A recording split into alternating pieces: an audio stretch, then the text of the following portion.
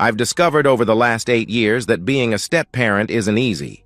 For example, I have no problem telling my adult daughter when I think she has made a mistake.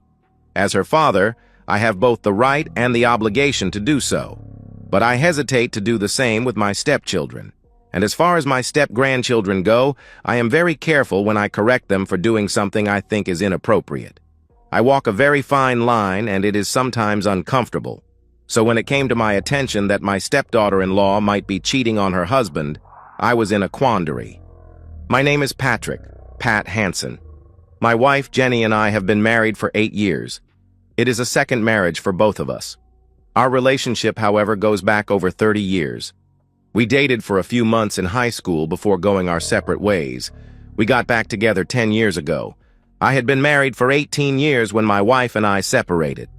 It wasn't because one of us cheated, our finances, or our love lives. It was because of a fence around our swimming pool.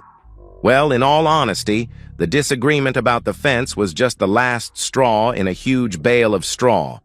Over the years, our relationship had changed, and we, us and our, had become me, mine and I, for both of us.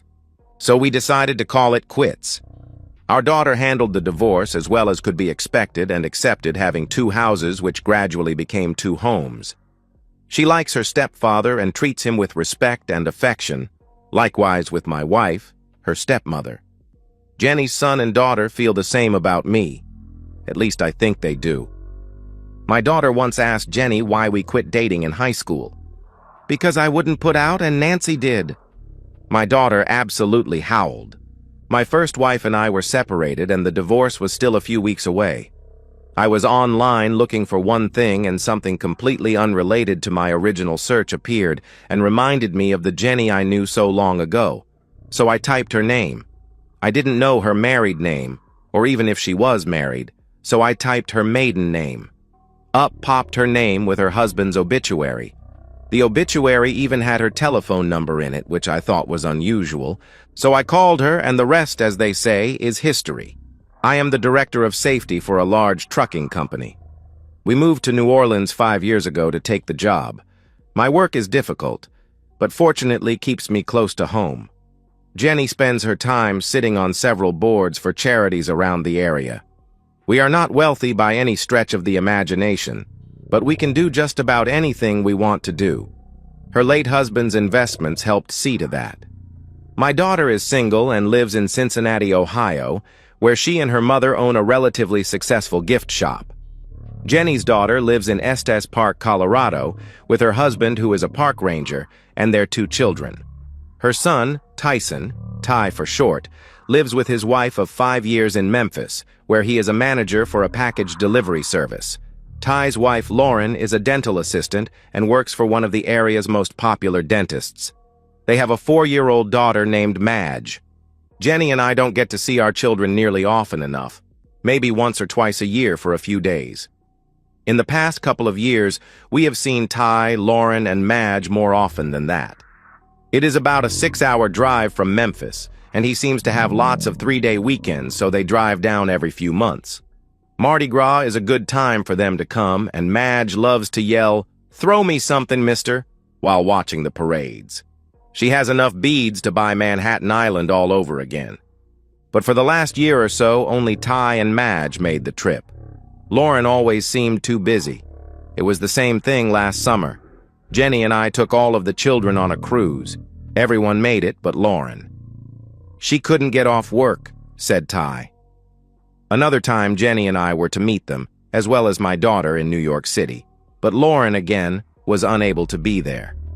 It was a busy week, and she felt guilty about taking off. What was the excuse Ty gave? "I'm beginning to think she doesn't like us." "It's not that, Pat. I guess she feels like she needs to be close to work in case an emergency pops up." When your job becomes more important than your family, it might be time to find another job. We never talked about it again, and I never felt close enough to him to really discuss his personal life, and I have certainly not discussed it with Jenny, but I had begun to have some concerns about their marriage. Now what, if anything, should I do about those concerns? I decided to do nothing for the time being. 4 months ago, one of the trucking associations my company is a member of, was hosting a seminar in Nashville. My boss decided that it would be a good idea for us to be represented, so I made arrangements for my assistant to go. 2 days before the seminar was to start, her husband had emergency gallbladder surgery, and she couldn't go, so I went. That sounds funny. Emergency gallbladder surgery. But I understand that it isn't very funny to the patient. Jenny thought it would be a good time for her to visit her daughter in Colorado, and I agreed. The seminar was over on Friday afternoon, and several of us were going to have dinner and socialize for the evening. We were able to get a table at a very nice steakhouse, and their Wagyu strip and creamed spinach were perfect. My flight didn't leave until noon the next day, so I was in no hurry to leave the steakhouse. Besides, the Hilton was only a couple of minutes away, so I decided to have another drink and call Jenny. My gin and tonic had just arrived, and I was ready to hit Jenny's number on speed dial when I saw a couple being escorted to a table not too far from my own. I watched as the waiter held the chair for the lady, and she sat. I have no idea how women can sit when their dresses are so tight they can hardly breathe, much less move. It always seemed to me that the dress would rip at the seams whenever the wearer would bend and try to sit. That was the case here. How she was able to sit amazed me. And how one little string kept the top of the dress from falling down also amazed me. Spaghetti strap, I think it's called. Then I watched as the gentleman with her reached across the table and took her hands. I couldn't hear what they were saying, but it must have been funny because she laughed at virtually everything he said. I took a couple of sips of my drink, but couldn't concentrate on it. They ordered wine, then dinner. I sat and watched. The waitstaff kept checking on me to see if I needed anything and kept hinting that they could use my table. The couple was about halfway through their dinner when I decided to leave. I paid my check and stepped outside and asked the doorman to get me a cab. He signaled and one appeared as if by magic. I would like for you get in a position to see everybody who comes out of the restaurant. I want to be able to follow them whichever direction they go. Can you do that? Sure can, but I have to keep the meter running while we wait, he replied. That's okay. There was an alley across the street and he parked in there. And we sat. And we watched. It was about 9:30 and I took out my phone. It was 8:30 in Colorado, still early enough to call Jenny. Hi, sweetie, how's Nashville? I asked. Not bad. I'm glad the seminar is over. I was thinking about swinging through Memphis tomorrow and having dinner with the kids and then getting home on Sunday. What do you think? I think it's nice that you would want to do that, but not tomorrow. Ty and Madge decided to come out here for the weekend because Lauren and some of the people she works with are helping move their offices. We talked for about 15 more minutes and hung up. We sat there and waited. The driver was playing a game on his phone when the couple came out. That's them, I told the driver and pointed. They stood there for less than a minute, and a black limo stopped. They got in. We followed, and I wrote down the license plate number. They didn't go far. As a matter of fact, they went to my hotel. They got out and walked in. I paid my driver and followed. I was in the lobby in time to see them get into an elevator and watched as it stopped on the same floor my room was on. I went back out to the doorman. Who was that couple in the limo? Anybody famous? Not that I know of, he replied. I took out my wallet and reached a $100 bill out to him. Could you find out?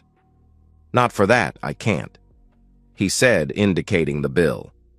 I peeled off another one, waited, then another.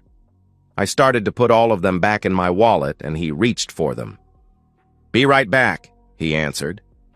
He was gone for about 5 minutes and handed me a piece of paper. I walked inside and stepped into the elevator before looking at the paper.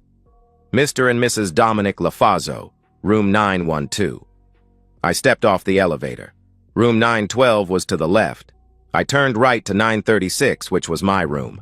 I stood at the window and looked out and wondered what Lauren was doing right now in room 912. I hadn't been sure when I first saw them walk in, but the more I watched them and the more I looked at her, the more my doubts faded. It was her, and it answered some of the questions I had been having recently. I went to the minibar and made myself a gin and tonic. I opened my phone and looked up private investigators in Nashville. There were a lot of them. I looked until I saw one which said, "Call 24 hours." So I did. Less than an hour later, I opened my door to a middle-aged couple who introduced themselves as the investigators, and I asked them in. They turned down my offer of a drink, so we talked. I told them I wanted to know everything I could find out about Dominic Lafazzo. I told them the room number and gave them the limo license plate number. Then we talked about money. "When would you like us to start?" "Right now, too soon?" I handed them a credit card. They took down the information they needed and left. I had planned to go home tomorrow but made up my mind to stay until Sunday. I went to bed and tried to sleep. I spent most of the next morning sitting in the lobby trying not to be noticed. While I sat there, I changed my flight to Sunday afternoon. Shortly before noon, they stepped off the elevator, walked outside, and got in the limo. I walked down the street, ate lunch, and was back sitting in the lobby when they walked in 5 hours later and got in the elevator. I sat there the rest of the day but never saw them again. The next morning, I received a call from one of the investigators while I was on my way to the airport. She wanted to update me. We met at the airport and she handed me the envelope. "There is some information on Mr. Lafazzo. There are also pictures and a video. The pictures are pretty tame, but the video is not. The same doorman you paid to get Lafazzo's name helped us get into their room yesterday while they were gone so we could plant our equipment. We figured if he took your bribe, he might take ours. And he did. He was able to get us the room next to Lafazzo so we could monitor and record what went on. The doorman's pretty sleazy and actually wanted a copy of the video for his own viewing pleasure. We have been in this business a long time, and this is the first time we were able to get into a Hilton room, so actually we considered ourselves lucky. The limo is a regular for hire car. Nothing more than an expensive cab. We have contacts all over town who help us gather information. Luckily, the limo driver is one of those contacts, so most of the pictures are from him when they were in his car yesterday. The info on Lafazzo is far from complete. He's from Memphis and comes here every couple of months and always brings a girl with him.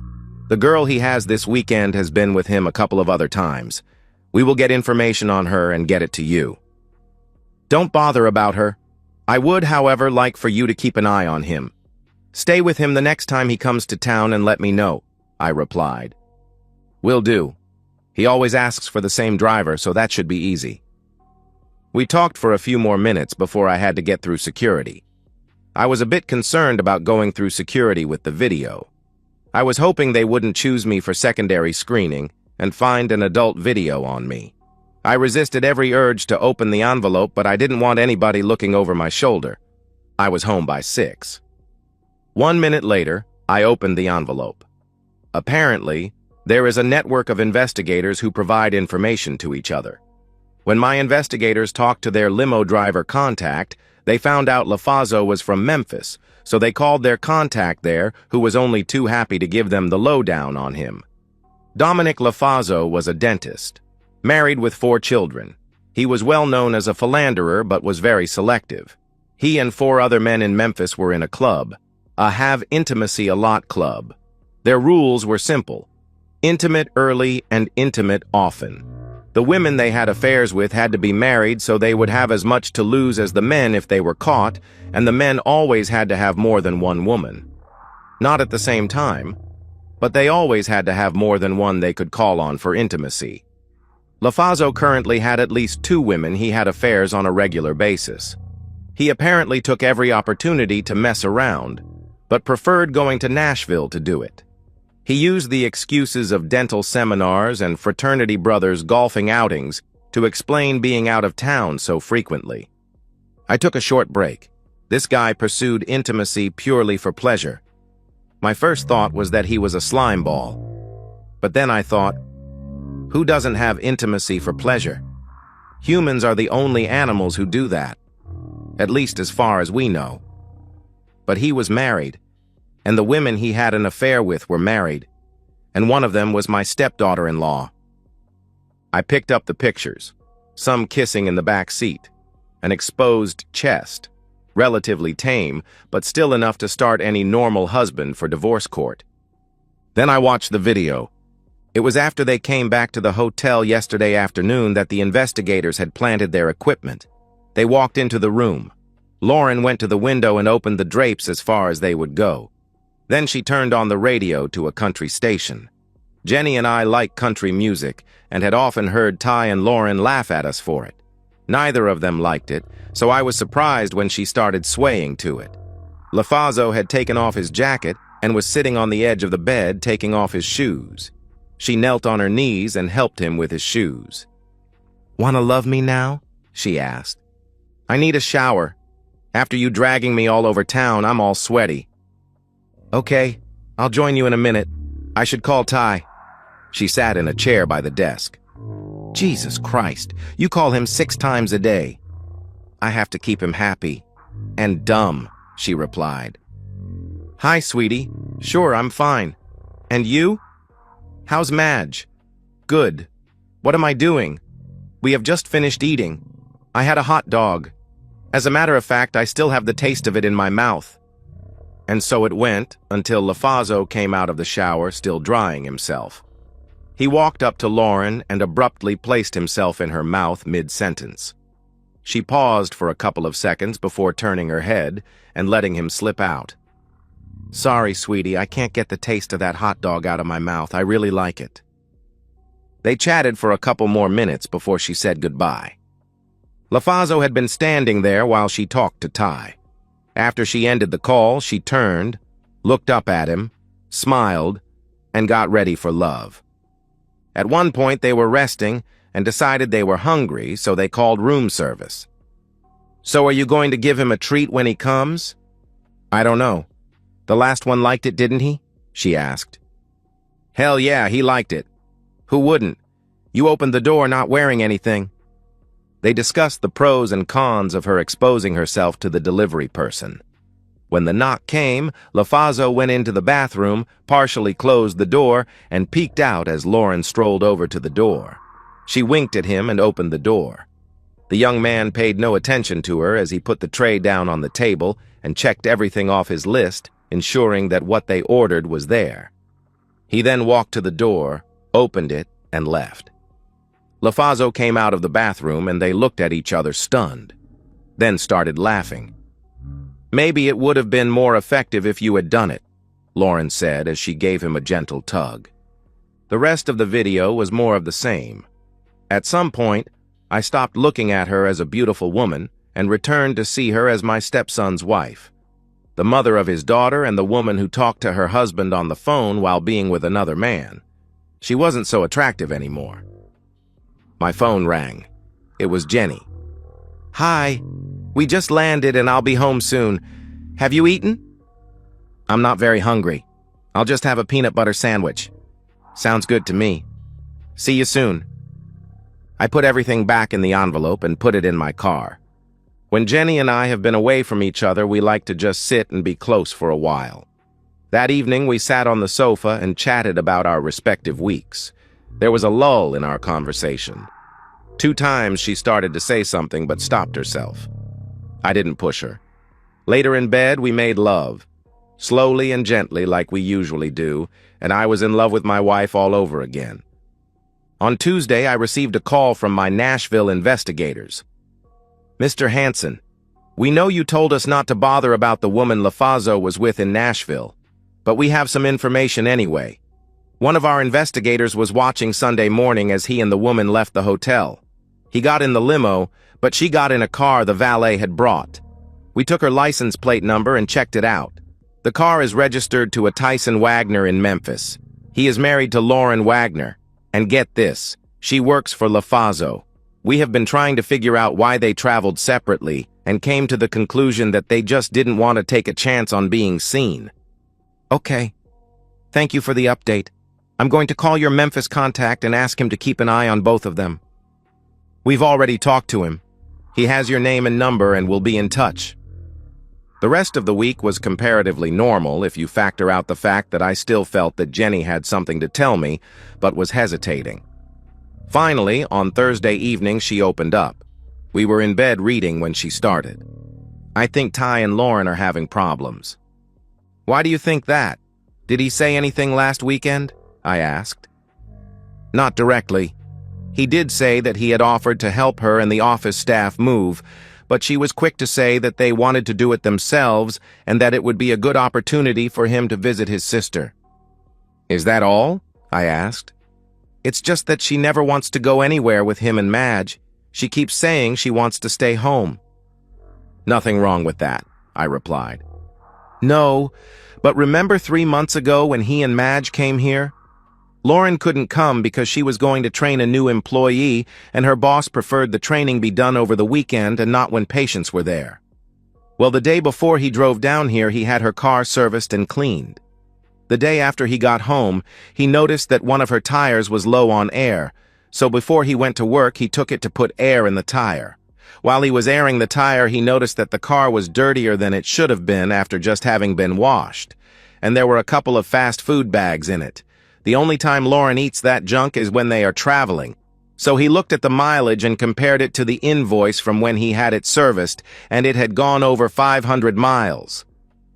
That's strange, especially since she was supposed to be working all weekend. Did he ask her about it? No, she replied. Why not? I pressed. He was afraid too. He honestly doesn't know if he wants to know. She hesitated. That's not all. He called me Monday morning. He and Madge got home late Sunday from our trip to Colorado, and Lauren was in the living room with a glass of wine. She told him she had just taken a bath because she was sweaty from working all day helping move the office. He got her dirty clothes from the hamper in the bathroom and took them to the laundry room with the clothes he and Madge had taken to Colorado. He was going to wash them, and as he was sorting through them, he didn't find anything that resembled what she might normally wear when moving office furniture. No jeans or shirts, just skirts, blouses, and dresses. Why didn't you tell me this when he called? I asked. He asked me not to.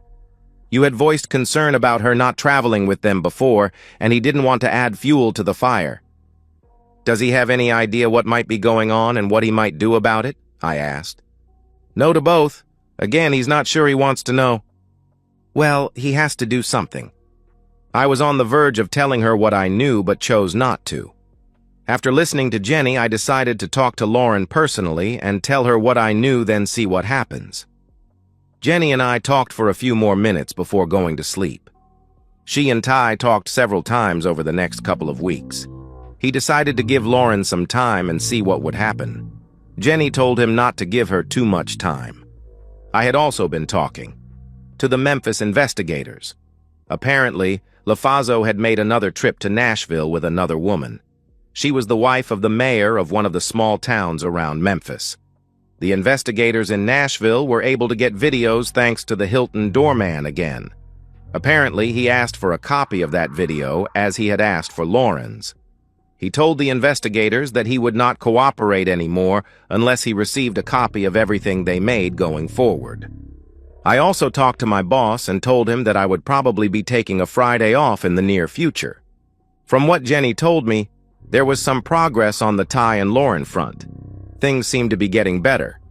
Maybe so, I thought. But wait until it's her turn for Nashville. That happened all too soon. The following week, Ty called Jenny and told her that Lauren was chosen to attend a conference in St. Louis the next weekend. Her boss was paying for it. She was happy and he was proud of her. I told my boss and I was cleared to be off on Friday. I also told Jenny that I would be in Nashville for the weekend. She assumed it was for business, and I didn't tell her differently. Since Lauren is going to be gone over the weekend, why don't you see if Ty and Madge can come down? Good idea. I'll call him now. On Friday morning, I flew to Nashville and was met by my investigators. Ty and Madge flew, courtesy of Jenny and me, to New Orleans. Welcome back, Mr. Hansen. Everything is ready for you. They arrived at the hotel about 2 hours ago and have been making love since. We made a deal with our favorite doorman and our cameras are rolling. He won't get copies of anything we video, but he will get more money. Good. Let's get to my room. Yes, sir. We sat in my room for the next several hours. I started watching the live broadcast from the room next door, but stopped after only a few minutes. Finally, late in the afternoon, LaFazo and Lauren left to go eat. As soon as they left, my investigators retrieved their equipment from LaFazo's room, and I called Lauren. They had been out of the room for less than 15 minutes. "Hello, Pat. What's up?" "I am Lauren. I'm up on the 8th floor of the Hilton in room 837. You need to come and talk to me. You shouldn't have any trouble finding it. It's right next to 835, the room you were in while you were loving Dominic LaFazo. Be here in 15 minutes. I ended the call. The video was loaded on my computer, and I was alone in the room 16 minutes later when she knocked. I opened the door. Both of them were standing there. I stood aside as she stepped into the room. He started to enter as well. I shoved him back and closed the door. I turned to Lauren and just looked at her. "What happens now?" she asked. "That's up to you." "What do you mean?" she asked. "You can either walk out of this room and out of Ty and Madge's life, or I can show him the video of you and that jerk." "Video?" she questioned. I walked to my computer and pushed a button. It immediately showed Lauren on her back with LaFazo with her. She reached to stop it, but I grabbed her hand. It continued. She reached again to stop it. I let her. She slumped on a chair and looked up at me. "I can't just walk away. I have to talk to Ty." "Why didn't you talk to him before you decided to cheat?" Silence. "Ty and Madge are at my house. You go back to Memphis right now. Pack your stuff and leave. You write Ty a letter telling him you don't want to be married anymore. You don't talk to him or Madge, and you don't look back." "Don't I even get a chance to apologize?" she asked. "No," I roared. "I can't leave Madge. I won't leave her. Maybe, Pat, maybe Ty and I can work through this. I'll stop. I'll be a good wife. I'll never cheat again." "Could you do that, Lauren? Could you be a faithful wife? The last time you were here, I watched as made love to LaFazo, and then talked to your husband and joked about loving the taste of the hot dog you just ate. You humiliated him and you laughed about it. If you just walk away, I'll never tell him about you and LaFazo, and he will think you just didn't want to be married anymore. But if you fight me on this, I will make sure everyone you know sees the videos." "Oh my God, you saw that?" she asked. "Yes." For the first time since she came into the room, she started crying. "I'm sorry, Pat. I'm so sorry." We sat in silence. Her phone was in her purse and we heard it ring. She looked at me. I nodded.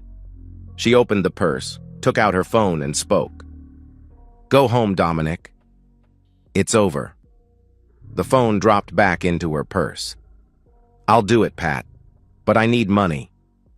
"Ty will be home Monday afternoon. That will give you time to get half of the money out of your accounts. Your car is paid for, isn't it?" "Yes," she replied. "Is it in your name?" I asked. "Yes," she answered. "Then you should have no problem. You'll have money, your personal possessions, and transportation. Ty will never know you cheated on him, and Madge will soon forget you ever existed." She got up and started to leave. "Are your car keys in your purse?" "Yes," she replied. "Go straight to your car and leave. Don't go back to that jerk or the room. Understand?" She nodded and walked out of the room. I packed and headed for the airport. I was back in New Orleans, in my car, and almost home when my phone rang. I saw who was calling. "What do you want, Lauren?" "I won't do it, Pat. I won't leave without talking to Ty, and I can't. No, I won't leave my daughter. The worst that can happen to me is that he will divorce me. But I will still be able to see Madge. I won't give that up. You can tell whoever you want, but I'm not leaving until I talk to Ty." "What if I give copies of the videos to your family and friends? Are you willing to endure the ridicule and scorn from them? They will shun you, you know. They will laugh at you and call you an unfaithful spouse and other things. Will talking to Ty and being able to see Madge be worth it?" "Madge is my daughter. She may hate me for a while, but sooner or later she will forgive me and love me again." "What about Ty?" I asked. "I don't know. He may always hate me and never love me, But I have to tell him that what I did was not his fault, that he did nothing to deserve it. It was my desire for intimacy and the opportunities Dominic Lafazzo offered for intimacy that led me to do it. Are you sure you're doing it for him and not for you? It sounds to me like you want to tell him more to salve your conscience than to convince him he did no wrong. No, Pat, no. It may sound like that, but it's not what I meant. Let me think about this. I'll get back to you, I replied. I pulled into a park near my house and sat there for over an hour thinking.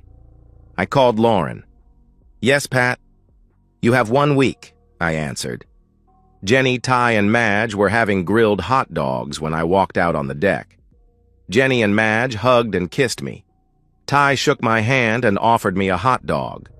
I declined, telling him that I had recently learned to hate them and would probably never eat another one. We spent a pleasant evening together.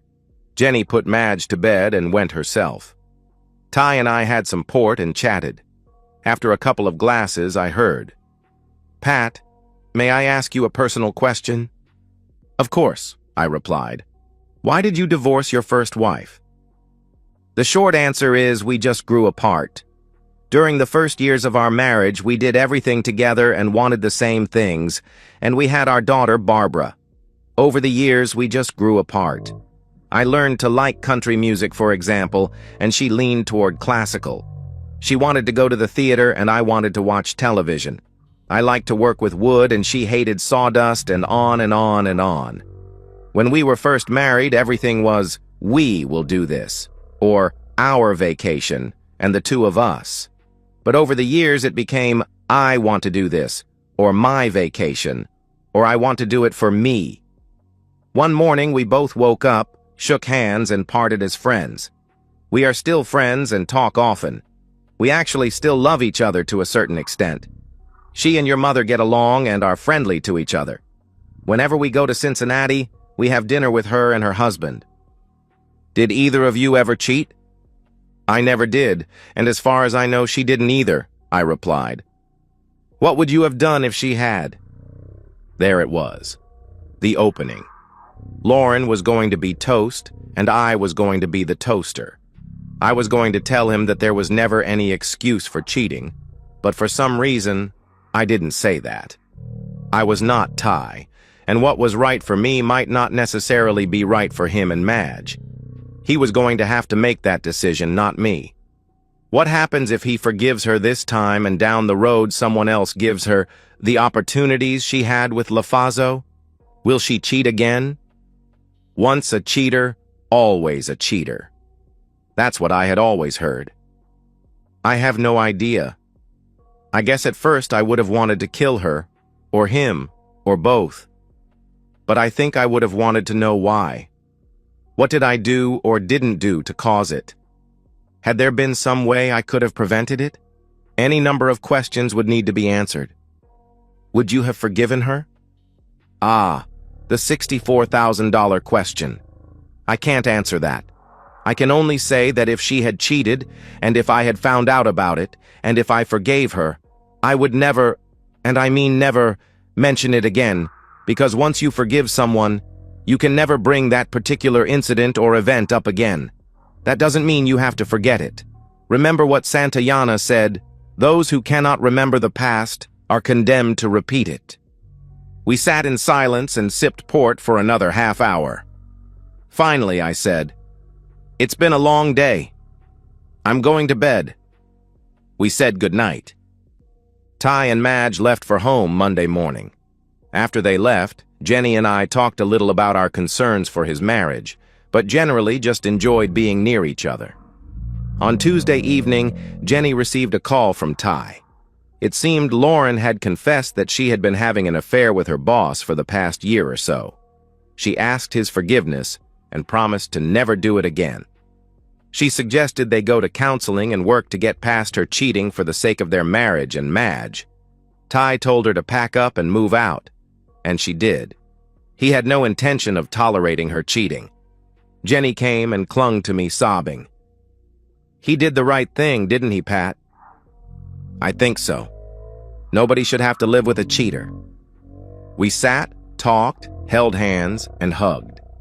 She went upstairs about an hour later. As soon as she was out of hearing range, I took out my phone. "Hello, Mrs. LaFazzo. You don't know me, but I have a couple of videos I think you should see." And so, we've reached the end of today's story. Was it what you expected, or did it take a twist you didn't see coming? I'm curious to hear your thoughts. Share them in the comments below, and let's get a conversation going. If this story kept you hooked, make sure to hit that like button. And if you're new here or just haven't subscribed yet, now's the perfect time to join our community. I bring you fresh, captivating stories every day, so click that subscribe button and turn on notifications so you never miss out. Thanks for watching, and I'll see you in the next one.